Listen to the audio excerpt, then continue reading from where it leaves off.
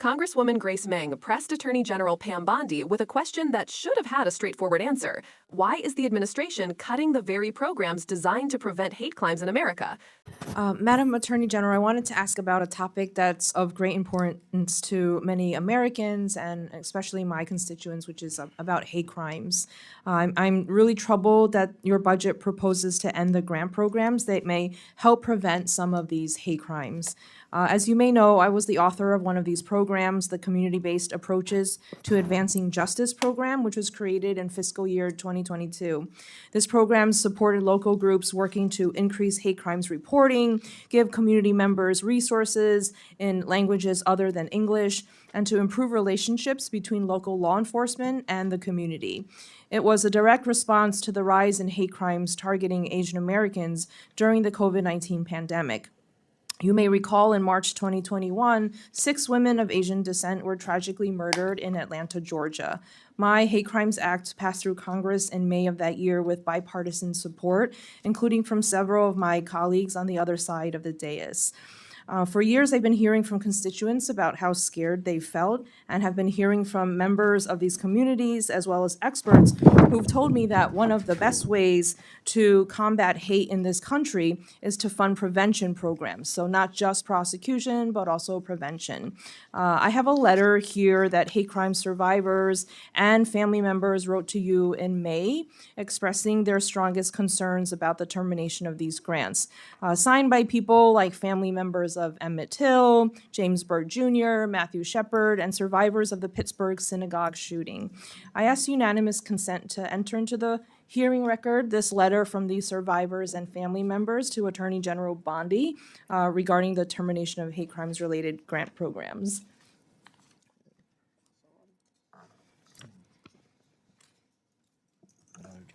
Without objection. Oh, yes, without objection. Thank you, Chairman. Attorney General Bondi, I absolutely share your support for our law enforcement and for the prosecution of hate crimes in a just way, but we must combat all forms of hate on all fronts, bringing together law enforcement and community leaders and members of the public. And these grant programs have helped many communities do exactly this. So I just wanted to ask and hear from you why there is a proposal to eliminate the 3 largest sources of DOJ funding for hate crime prevention programs. Yeah, and Ranking Member, can you list those 3 for me again? And I'm sorry, I have not received your letter yet, but I would welcome working with you on any issue regarding hate crimes in the Asian American community, in any community. I welcome working with you on that. Okay, yeah, I would love to. And this letter was sent May 15th, and we'll make sure that you and your team have received it. So the programs, one of them, for example, is named the Community-Based Approaches to Advancing Justice. 3 programs have been cut, and one of these programs literally help support our law enforcement departments locally, like our NYPD, to train and respond to hate crimes. Let me see. So we have 5,800 grants, Chairman, that come, Ranking Member, excuse me, that come through my office. 365 have been cut so far. That's approximately 6%. What I will tell you is we have turned back on 13 of those so far because people have reached out to me. If you want to reach out and talk to me directly, I will give you my cell phone. I would love to sit down with you and see if we can work that out. I'm sorry, I'm not familiar with those 3 directly. But again, we will, if you have on either side of the aisle any grants that you believe should be back on, I would love to meet with you and work with you on that. We're doing that on a case-by-case basis, and law enforcement is my top priority, especially hate crimes, violence against women, everything I've done my entire career as a prosecutor. I think we have a former prosecutor in the room too, and I look forward to working with you on those and seeing what we can do to help you. Great, we'd love to work together, and we will flag all the programs that have been impacted, including those that directly support our local law enforcement like NYPD. And just to be more specific, the 3 programs mentioned are Community-Based Approaches, Jabara Hire, No Hate, and Shepherd Bird, No Hate Shepherd Bird. Thank you so much. What you just witnessed in this exchange between Congresswoman Grace Meng and Attorney General Pam Bondi is a perfect example of why these hearings matter. Because underneath the polite tone and carefully measured words, you can hear something deeper, a Democratic lawmaker fighting to protect communities that have been on the receiving end of rising hate, and an Attorney General who seems surprisingly unprepared to defend her own administration's decision to gut programs designed to stop that very hate.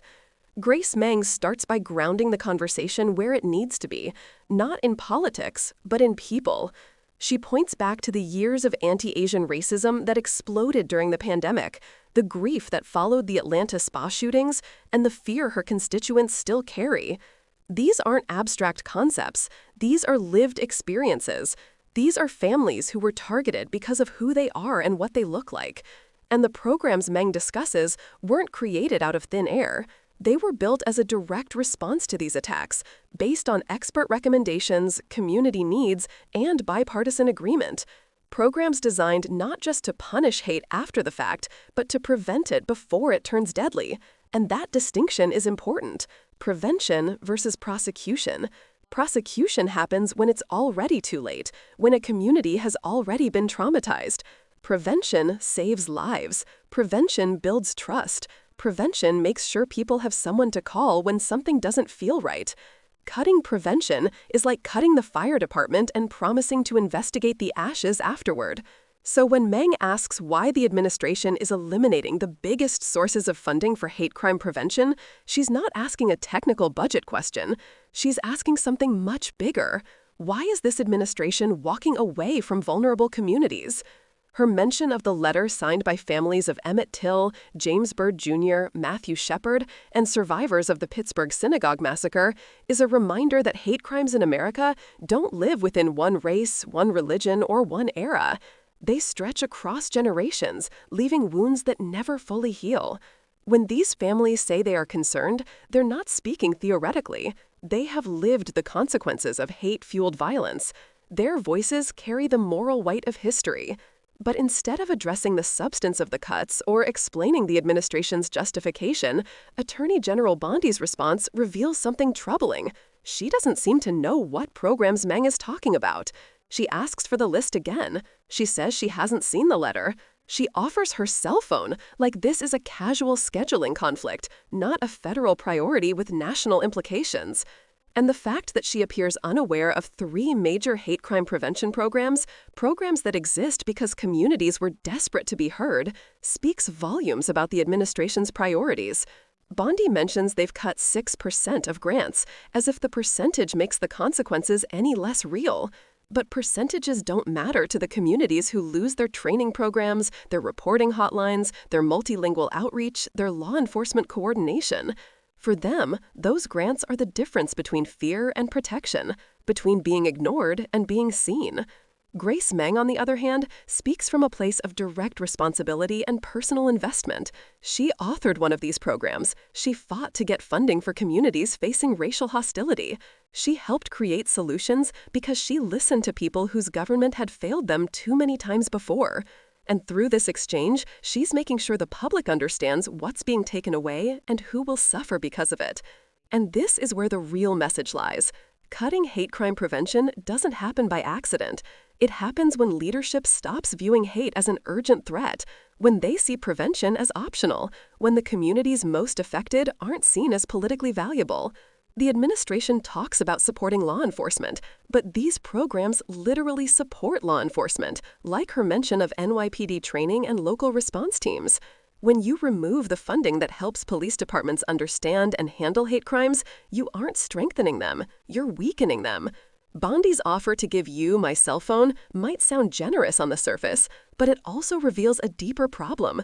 If the only way to protect critical programs is through personal phone calls and case-by-case exceptions, then the system isn't working. National policy cannot depend on who has the Attorney General's number.